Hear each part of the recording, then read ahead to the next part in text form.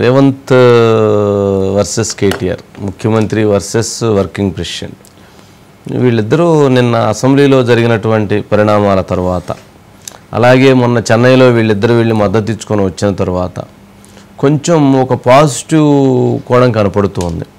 సరే, మాట్లాడుకునేంత వరకు మాట్లాడుకుందాం, తిట్టుకోవటం ఆపేద్దాం, విమర్శల వరకు చేసుకుందాం, పొలిటికల్ కామెంట్స్ చేసుకుందాం తప్ప దాడి చేసుకోవటం అనేటువంటిది ఆపేద్దాం అనేటువంటి ఒక బేస్ దీనికి వచ్చారు అనిపిస్తుంది. అట్లాగే ఇప్పుడు వాళ్ళిద్దరూ ఆ రకంగా ముందుకు వెళ్ళటానికి బీజేపీ అనేటువంటి ఒక భూతం అంటే వాళ్ళ వైపు నుంచి వాళ్ళని భయపెడుతూ ఉంది. ఎందుకంటే ఇక్కడ ఏమాత్రం అవకాశం ఉన్నా బీజేపీ స్ట్రాంగ్ అయ్యేటువంటి పరిస్థితి కనిపిస్తుంది. భవిష్యత్తులో బీజేపీ ముందుకు వచ్చేసి బీఆర్ఎస్ని నెట్టేదానికి ఒక ప్రణాళిక రూపొందించుకుంటున్నారు. ప్రస్తుతానికి కాంగ్రెస్ అధికారంలో ఉన్న బీఆర్ఎస్ పట్ల కొంత ప్రజల్లో కొంచెం సానుకూలత పెరిగింది. కానీ బీజేపీ వేగం పెంచాలనుకుంటుంది.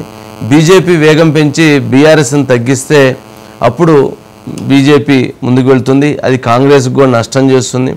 చివరికి కాంగ్రెస్ నష్టపోయి బీఆర్ఎస్ నష్టపోయి బీజేపీ వస్తే అది ఇద్దరికీ ప్రమాదం అనేటువంటి అంశాన్ని ఇటు కాంగ్రెస్ కానీ ఇటు బీఆర్ఎస్ కానీ గమనించుకొని ఆలోచించుకొని జాగ్రత్తగా అడుగులు వేయాలి అని చెప్పి నిర్ణయించుకున్నారా అని అనిపిస్తుంది.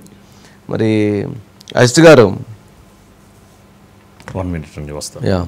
ఇంకొక అంశం ఏంటంటే ఇక్కడ ప్రస్తుతం ఉన్నటువంటి కేసులు, ప్రస్తుతం ఉన్నటువంటి పరిణామాలు, జరుగుతున్నటువంటి అంశాల్లో బీఆర్ఎస్ పార్టీ ఒక అడుగు తగ్గాల్సిందే. అలాగే కాంగ్రెస్ పార్టీలో ఉన్నటువంటి అంతర్గతంగా ఉన్నటువంటి కొంత విభేదాలు, అంతర్గతంగా ఉన్నటువంటి రాజకీయ వైషమ్యాల నేపథ్యంలో ముఖ్యమంత్రి గారు కూడా కొంత ఒక అడుగు తగ్గాల్సిందే. ఆటోమేటిక్గా ఇద్దరు వాళ్ళ పరిస్థితుల నేపథ్యంలో ఒక మెట్టు తగ్గారనుకోండి, దానివలన వచ్చిన నష్టమే లేదు, ఇద్దరికీ ప్లస్సే.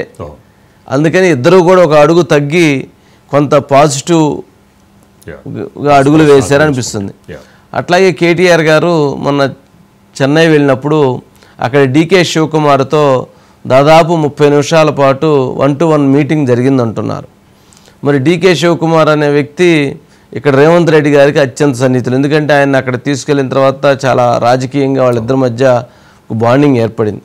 అందుకని ఇప్పుడు ఆ పరిస్థితుల నేపథ్యంలో మరి అక్కడ డీకే శివకుమార్ కేటీఆర్కి ఒక మాట చెప్పి, అదేవిధంగా రేవంత్కి కూడా కొంచెం ఎందుకు మనం బీజేపీని స్ట్రెంగ్తన్ చేయటం, ఎందుకు మీరు రాబోయే రాజకీయాల్లో ఒక 20-30 ఏళ్ళు మీరు ఇద్దరు రన్ చేయాల్సిన అవసరం ఉంది, కాబట్టి కొంచెం కొంత స్మూత్ పాలిటిక్స్ని వెళ్ళండి అని ఆయన ఏమైనా ఇద్దరికి ఒక దిశ ఏమన్నా డైరెక్షన్ ఇచ్చారా? ఏదైనా రాజకీయాల్లో ఏది జరిగిద్దని ఏమి లేదు, ఏదైనా జరిగిద్ది. బయటికి కనిపించేది ఒకటి, కనపడకుండా జరిగేది ఒకటి. బయట కొంతమంది తెగ తిట్టుకుని ఉంటారు, అమ్మో ఆ తిట్లు అసలు ఆ యుద్ధం అసలు మామూలుగా ఉండదు. మళ్ళీ అదే వాళ్ళిద్దరూ రైతు ఇద్దరు ఫోన్ చేసుకొని, సరే నువ్వు అట్టంటే ఆయన అన్నావు కానీ ఇంక వదిలేసి ఇంక మనది మాట్లాడుకోవద్దు కానీ అసలు విషయం చెప్పు, నీకెంత నాకెంత దాంట్లో అడుగుతుంటారు. అలాంటి రాజకీయ నాయకులు కూడా ఉన్నమాట వాస్తవం. అది ఈ పార్టీ ఆ పార్టీ ఈ పార్టీ అని లేదు, ఆ పార్టీ ఈ పార్టీలో ఉన్నారు, ఈ పార్టీ ఆ పార్టీలో ఉన్నారు, అక్కడ అలాంటి కొన్ని ముక్కలు ఉన్నాయి. పార్ట్నర్స్ కూడా నా బిజినెస్లో పార్ట్నర్ అంటే ఇక్కడ ఏమైనా బయటికి ఏమైనా చాలా శత్రువులే కనిపిస్తారు, లోపల ఏమన్నా ఇద్దరు ఒకరికి పరోక్షంగా సహకరించుకుంటారు. వాళ్ళిద్దరికి కనుక మాట్లాడుకోవడానికి కుదరకపోతే మధ్యలో ఇలాంటి వాళ్ళని పెట్టి అటు ఇటు కమ్యూనికేట్ చేసి ఫైనాన్షియల్గా ఇద్దరు నష్టపోకుండా తిట్టుకోవటం వరకు ఓకే, ఇద్దరు డెవలప్. ఆయన అధికారంలో ఉన్నప్పుడు ఈయన సహకరిస్తాడు, ఈయన అధికారంలో ఉన్నప్పుడు ఆయన సహకరిస్తాడు. సరే అట్లాంటివి ఉన్నాయి, బట్ వీళ్ళని కాదు కానీ బయట ఉన్నాయి. బైట్స్ ప్లే చేయండి. నా బిడ్డ లగ్గం ఉంటే కూడా లగ్గానికి ఇంటరిం బెయిల్ 2 గంటలు పోయి లగ్గం చూడడానికి కూడా అభ్యంతర పెట్ట, లగ్గ పత్రిక రాసుకోవడానికి కూడా వెళ్ళడానికి వీల్లేదు అని చెప్పి కోర్టులో వాదించిన వాదనలు అక్కడ ఉన్నాయి. అధ్యక్ష, రాజకీయ కక్ష సాధింపు మీద నాదా ఈ రోజు కూడా వాళ్ళ మీద ఇంతవరకు అక్రమ కేసులు పెట్టలేదు అధ్యక్ష. కానీ కూలీ మనుషులను తెప్పించి పచ్చి బూతులు మీరు తిట్టిస్తే కూడా చెంపలు వలగొట్టేంత శక్తి ఉన్న సంవయనంతో ఊరుకున్న అధ్యక్ష. ఆయన ఏమైనా స్వాతంత్ర ఉద్యమం చేసి జైలుకు పోయింది అధ్యక్ష? ఏం చేసిపోయింది అధ్యక్ష జైలు? కానీ అది పెద్ద సానుభూతి. మేము పోలేదా జైలుకి? వరంగల్ జైలుకి నేను కూడా పోయిన తెలంగాణ ఉద్యమంలో. ముఖ్యమంత్రి గారు హుంకరిస్తున్నారు, నేను అనుకుంటే అక్కడ ఎవరు మిగిలరు. నువ్వు ఏమనుకున్నా ఏం ఫరక్ పడదు, నువ్వు ఏం చేసుకున్నా ఏం ఫరక్ పడదు. తెలంగాణ జాతిపిత వీళ్ళెవరు ఏమనుకున్నా ఖచ్చితంగా కేసీఆరే. తెలంగాణ బూతుపిత రేవంత్ రెడ్డి గారు అవుతారు, బూతుపితగానే ఆయన మిగిలిపోతాడు భవిష్యత్తులో. వంశీ గారు తనకి వాడి వేడిగానే జరిగినాయి. నిన్నటితో సమావేశాలు కూడా అయిపోయినాయండి, బడ్జెట్ సమావేశాలు. అజిత్ గారు, వంశీ గారు గుడ్ ఈవినింగ్. ఏందండి సంభ్రమా, స్నేహమా, సంధ్య?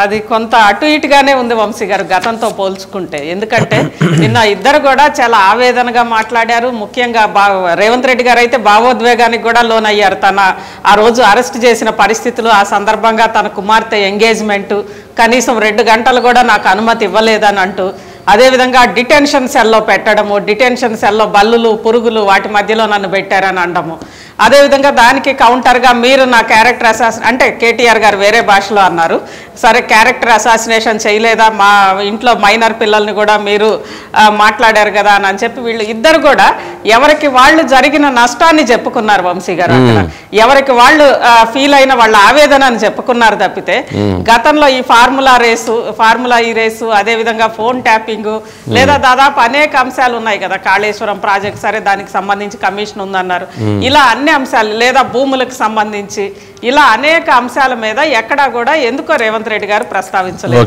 దాంతో పాటు రేవంత్ రెడ్డి గారిని కూడా మీరు జైలుకి ఎందుకు వెళ్ళారని అనేది ఆ కేసు గురించి కేటీఆర్ గారు ప్రస్తావించలేదు. మొత్తం మీద గతంతో పోల్చుకుంటే కొంత సామరస్యంగా అంటే ఇద్దరు ఒకళ్ళకొకళ్ళు కౌంటర్లు వేసుకున్నప్పటికీ మాట్లాడుకున్నప్పటికీ ఎక్కడో కొంత చెరొక అడుగు వెనక్కి తగ్గినట్లుగా కనిపిస్తోంది వంశీ గారు. దాంతోపాటు ఇంకా ముఖ్యమైన విషయం ఏంటంటే కేటీఆర్ ప్రతిపక్ష నాయకులు కాదు వంశీ గారు. అసెంబ్లీలో అధికారికంగా ఆయన ప్రతిపక్ష నాయకుడు కాదు, కేసీఆర్ గారు మాత్రమే ప్రతిపక్ష నాయకులు.